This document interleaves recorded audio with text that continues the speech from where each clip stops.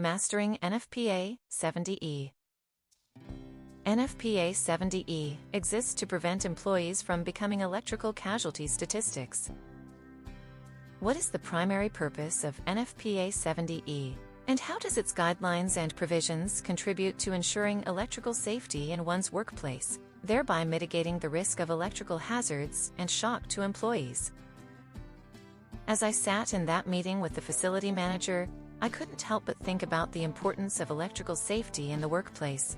It's one of those things that's easy to take for granted until something goes wrong. And when it does, the consequences can be devastating.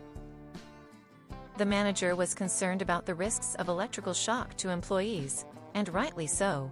Electrical hazards are a leading cause of workplace injuries and fatalities. That's why I knew we had to take a closer look at our electrical safety protocols and make sure we were doing everything we could to mitigate those risks. That's where NFPA 70E comes in. As the standard for electrical safety in the workplace, it provides guidelines and provisions for ensuring that electrical systems are installed, operated, and maintained in a way that minimizes the risk of electrical hazards. One of the key provisions of NFPA 70E is the requirement for electrical hazard risk assessments. These assessments identify the potential electrical hazards in the workplace and evaluate the level of risk associated with each one. By doing so, we can prioritize our safety efforts and focus on the areas that pose the greatest risk to employees. I remember when we first started conducting these assessments, we identified a number of potential hazards that we hadn't even considered before. For example, we found that some of our electrical equipment was not properly labeled, which made it difficult for employees to know how to safely operate it. We also found that some of our electrical panels were not properly maintained, which increased the risk of electrical shock. By addressing these hazards, we were able to significantly reduce the risk of electrical shock to employees. We developed procedures for labeling and maintaining electrical equipment, and we provided training to employees on how to safely operate it. Another important provision of NFPA 70E is the requirement for Lockout/Tagout procedures. These procedures ensure that electrical equipment is properly shut down and disconnected from power sources before maintenance or repairs are performed. This is critical because it prevents accidental startup of equipment, which can be deadly. I recall one incident where an employee was performing maintenance on a piece of electrical equipment without properly shutting it down. Luckily, no one was hurt, but it was a wake-up call for us. We realized that we needed to do more to ensure that employees were following proper Lockout/Tagout procedures. So, we developed a comprehensive Lockout/Tagout program that included training for employees, as well as procedures for ensuring that equipment was properly shut down and disconnected from power sources. We also regularized audits to ensure that employees were following these procedures. NFPA 70E also emphasizes the importance of employee training and qualification. Electrical safety is not just about following procedures, it's about understanding the underlying principles of electrical safety. That's why we developed a comprehensive training program that taught employees about electrical safety principles, as well as how to identify and mitigate electrical hazards. Looking back, I can see how much of an impact NFPA 70E has had on our workplace. By following its guidelines and provisions, we've been able to significantly reduce the risk of electrical hazards and shock to employees. And it's not just about compliance, it's about creating a culture of safety where employees feel empowered to speak up when they see a potential hazard. In the end, it's not just about following a standard, it's about creating a workplace where everyone goes home safe at the end of the day.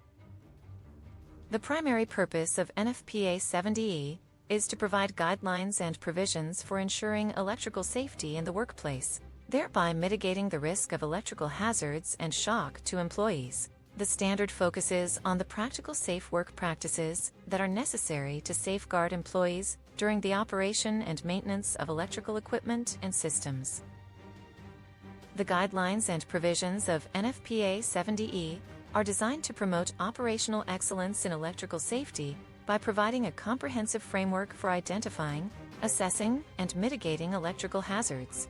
The standard addresses the full range of electrical safety issues, From electrical shock and arc flash hazards, to lockout/tagout procedures, and personal protective equipment (PPE) requirements. One of the key contributions of NFPA 70E is its emphasis on the importance of establishing an electrical safety program (ESP) that is tailored to the specific needs and risks of the workplace. An ESP is a critical component of operational excellence in electrical safety, as it provides a structured approach to identifying and mitigating electrical hazards, training employees, and ensuring compliance with electrical safety standards and regulations. NFPA 70E provides detailed guidance on the development and implementation of an ESP, including the identification of electrical hazards, the establishment of safe work practices, and the provision of training and PPE for employees who work on or near electrical equipment. The standard also emphasizes the importance of regular audits and assessments to ensure that the ESP remains effective and up to date. In addition to its focus on electrical safety programs, NFPA 70E provides detailed guidance on a range of electrical safety topics, including electrical shock and arc flash hazards, lockout/tagout procedures, and the use of PPE. The standard includes tables and charts that provide detailed information on the hazards associated with different types of electrical equipment and the PPE that is required to protect employees from those hazards. For example, NFPA 70E includes a table that provides detailed information on the incident energy analysis methods that are used to determine the level of PPE required for different electrical systems. The table provides a step-by-step guide to conducting an incident energy analysis, including the calculation of the available fault current, the determination of the arc flash boundary, and the selection of PPE that meets the required level of protection. NFPA 70E also provides detailed guidance on the safe work practices that are required for different types of electrical equipment and systems. For example, the standard includes a section on the safe work practices that are required for the maintenance and repair of electrical equipment, including the verification of de-energization, the use of lockout/tagout procedures, and the provision of PPE. The guidelines and provisions of NFPA 70E are widely adopted and recognized as the standard of care for electrical safety in the workplace. By following the guidelines and provisions of NFPA 70E, employers can ensure that their employees are protected from electrical hazards and that their workplace meets the highest standards of electrical safety.